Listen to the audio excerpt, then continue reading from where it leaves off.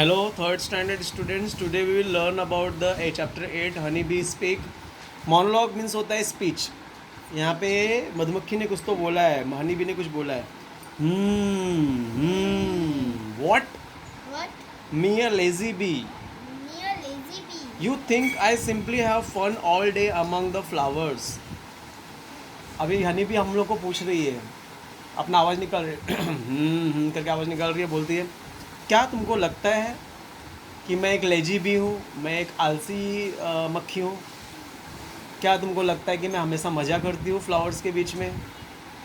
Oh no, नहीं.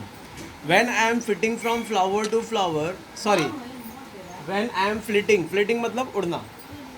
When I am flitting from flower to flower, I am actually very hard at work. जब मैं flower to flower उड़ता हूँ तो समझ लो मैं क्या कर रहा हूँ, एक हार्ड वर्क कर रहा हूँ. क्या कर रहा हूँ? तो मधुमक्खी क्या करती है, एक फ्लावर से कुछ निकाल के रस दूसरे फ्लावर पे डालती है. तो when I am flitting from flower to flower I am actually very hard work. मैं बहुत हार्ड वर्क करती हूँ.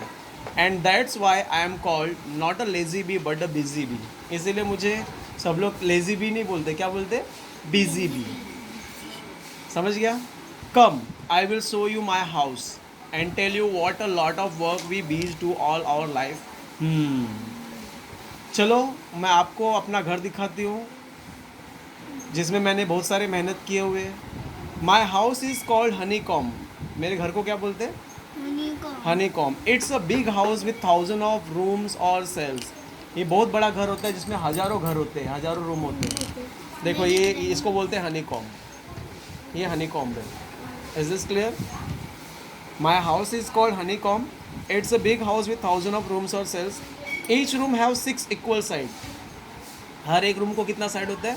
Six. 6 साइड. अभी देखिए इसको काउंट करेंगे तो 6 साइड है, छोटे छोटे रूम को. ठीक है. We take lot of care to build it. हम लोग बहुत ध्यान से इसको बनाते हैं. We even produce the material for building the comb. हम लोग हमारे कॉम को बनाने के लिए जो मटेरियल लगता है वो मटेरियल भी प्रोड्यूस करते हैं. It is called B wax. वो क्या होता है? Beer. बी वैक्स से मटेरियल बनता है. तो ये समझ गया पैराग्राफ? हाँ.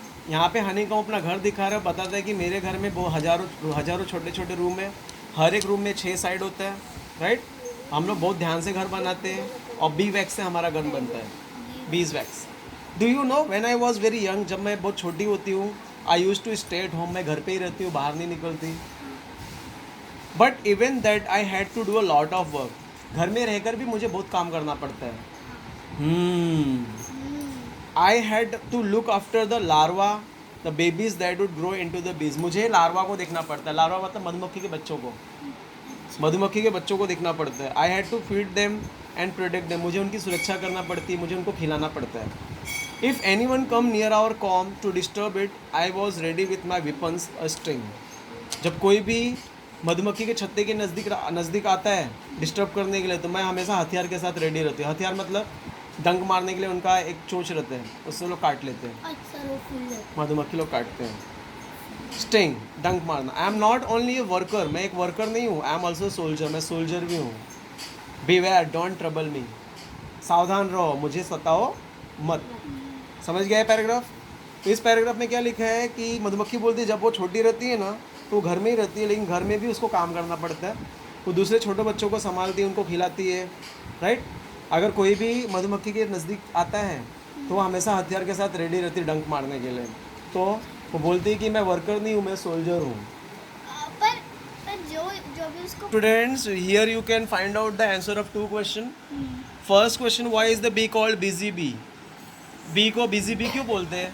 पता नहीं. आई की जगह पे लिखना बी. आई की जगह पे क्या लिखोगी? B.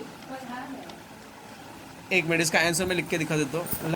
Answer for that question is bee is doing hard work. Bee क्या करती है? हार्ड वर्क करती है. Therefore it is called busy bee. इसलिए हम लोग इसको क्या बोलते हैं? Busy bee. Busy bee. ठीक है. Next question is what work do you young bees do? Young bees कौन सा काम करती है? बोलो. नाचती भी है. लोग क्या सुनते हो?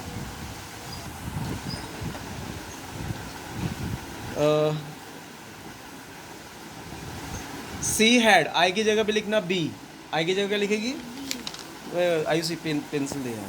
देखो इधर. She had to look after the larva, उसको लार्वा को ध्यान देना पड़ता है. Babies that would grow into the baby bees, जो बीज में जो छोटी बच्चे रहते हैं उनको ध्यान देना पड़ता है. She had to feed them and protect them, उन लोगों को प्रोटेक्ट भी करना पड़ता है. समझ गया? तो bee had to look after the larva, I की जगह पे बी लिखना है. Bee had to look after the larva, the babies that would grow into the bees, they had to feed them and protect them. समझ गया? Next student, you to memorize the spelling honeycomb, beeswax, nectar, pollen. ये आपको spelling याद करना है और ये 2 question के आंसर लिखने हैं as a homework. And along with that you to write 1 page writing of this 3 paragraphs. Okay, 1 page writing आपको ये 3 पैराग्राफ का लिखना है. Then today's homework is 3 paragraphs writing 1 page, and then after you to write the answer of these 2 questions A and B, and along with that you have to write the dictation word of these 4 words. Okay, if any doubt is there, please ask. Thank you, have a great day.